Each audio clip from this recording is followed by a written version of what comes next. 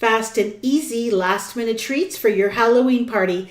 Buggy hot dogs and Buggy sugar cookies. Let's see what's cooking. Let's get the facts. Let's see what's cooking. It's time for Yo-Yo Max 12.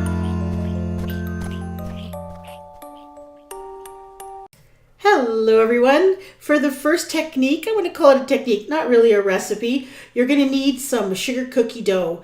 Now you'll need a recipe for cookie dough that is non-spreading, that when you press your cookie with your bug shape, it's going to keep that shape even after baking and it won't spread very much.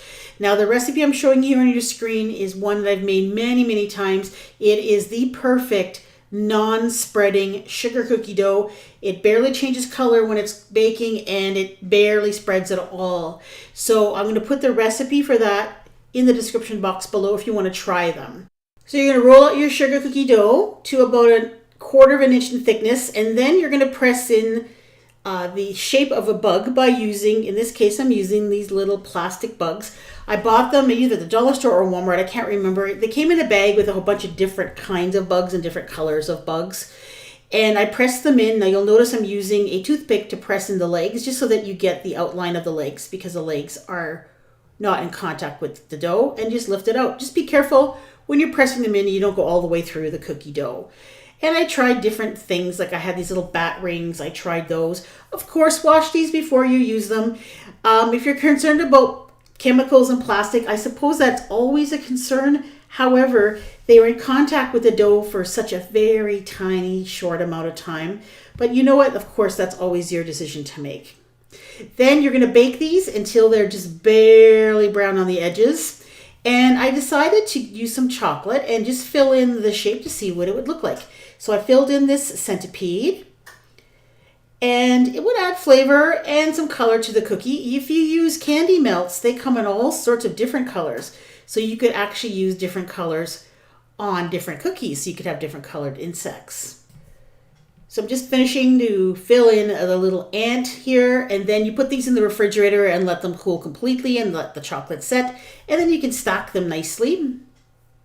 And that's it for that one. Now the next one are these little Buggy Weiner Wrap things. This is Weiner Wrap, which is basically crescent roll dough in a small shape. That's all it is. So if all you can find is crescent roll dough, that'll do quite nicely. You just have to cut it into smaller pieces. So take out one of the Weiner Wraps and you're going to cut this into 4 equal portions. Then some hot dogs. Cut those in half and then cut the hot dog in half.